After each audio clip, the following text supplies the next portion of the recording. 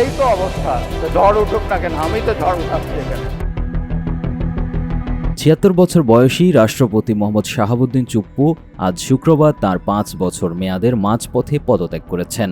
এই পদত্যাগের ঘটনা এমন সময় ঘটেছে যখন ভারতে পলাতক সাবেক প্রধানমন্ত্রী শেখ হাসিনা দেশে ফেরার ঘোষণা দিয়েছেন। হাসিনার ঘোষণার মাত্র কয়েকদিন পরই রাষ্ট্রীয় ক্ষমতার শীর্ষ স্তরে তাঁর রোপিত শেষ পরিচিত মিত্রটিও সরে দাঁড়ালো। বঙ্গভবন থেকে দেয়া এক বিবৃতিতে বলা হয়েছে, সাম্প্রতিক সময়ে চিকিৎসা পরীক্ষায় শাহাবুদ্দিন চুপ্পুর শরীরে অটোনমিক নিউরোপ্যাথি নামক এক ধরনের স্নায়বিক জটিলতা ধরা পড়েছে, যার কারণে তিনি মাঝে মধ্যে সাময়িকভাবে জ্ঞান হারান এবং এই কারণেই তিনি এ পদ ছেড়েছেন বলে দাবি করা হয়েছে।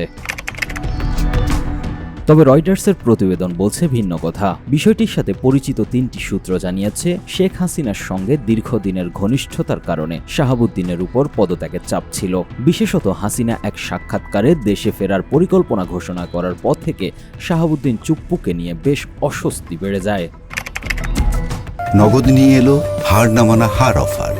সর্বনিম্ন ১০,০০০ টাকা রেমিটেন্স নগদে পাঠালে থাকছে স্বর্ণের হার জেতার সুযোগ। গত নভেম্বরে বাংলাদেশের আন্তর্জাতিক অপরাধ আদালত ২০২৪-এর ছাত্র জনতার গণ অভ্যুত্থান দমন নির্দেশ দেওয়ার দায়ে শেখ হাসিনাকে তার অনুপস্থিতিতে মৃত্যুদণ্ড দেয়। এছাড়া জাতিসংঘের প্রতিবেদন অনুযায়ী প্রায় ১৪০০ মানুষ নিহত হয় হাসিনার নির্দেশে। তবে নির্বাসন থেকে হাসিনা এসব অভিযোগ অস্বীকার করেছেন। তিনি সম্প্রতি রয়টার্সকে জানিয়েছেন, ডিসেম্বরে তিনি দেশে ফিরে আত্মসমর্পণ করবেন। নিষিদ্ধ হওয়ার আগে আওয়ামী লীগ ছিল দেশের বৃহত্তম রাজনৈতিক দল, আর শেখ হাসিনা এখনও কিছু অঞ্চলের সমর্থনের ভিত্তি ধরে রেখেছে বলে স্বাধীন সূত্র দাবি করছে। সংবিধান অনুযায়ী স্পিকারের কাছে স্বাক্ষরিত পদত্যাগপত্র জমা দেওয়ার সঙ্গে সঙ্গেই প্রেসিডেন্টের পদত্যাগ কার্যকর হয়েছে। চিকিৎসার জন্য থাইল্যান্ডে অবস্থানরত স্পিকার হাফিজউদ্দিন আহমদ নির্ধারিত সময়ের ২ দিন আগেই শুক্রবার দেশে ফিরে পদত্যাগপত্র গ্রহণ করেছেন। একই সাথে ভারপ্রাপ্ত রাষ্ট্রপতির দায়িত্ব গ্রহণ করেছেন স্পিকার।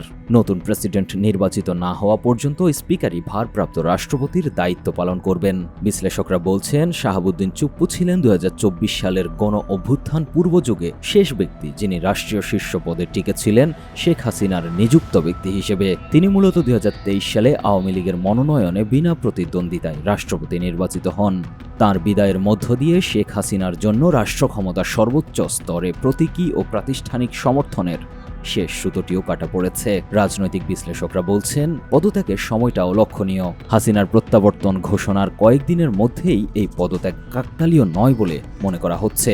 এটি তারেক রহমান সরকারের জন্য হাসিনার ডিসেম্বরে প্রত্যাবর্তনের আগে প্রশাসনকে সম্পূর্ণভাবে পুরনো প্রভাব মুক্ত করার একটি কাঙ্ক্ষিত পদক্ষেপ হিসেবে দেখা হচ্ছে। রাষ্ট্রপতির পদটি মূলত একটি আনুষ্ঠানিক পদ, যার গুরুত্ব ২০২৪ সালের রাজনৈতিক শূন্যতায় বহুগুণে বেড়ে যায়। আর সেই গুরুত্বপূর্ণ পদ থেকে বিদায় নিলেন শেখ হাসিনার শেষ চেনা মুখ। বাংলাদেশের রাজনীতি এখন তাকিয়ে আছে দুটি প্রশ্নের দিকে: কে হবেন পরবর্তী রাষ্ট্রপতি, আর ডিসেম্বরে হাসিনা সত্যিই দেশে ফিরবেন কিনা। News desk, ২১ television.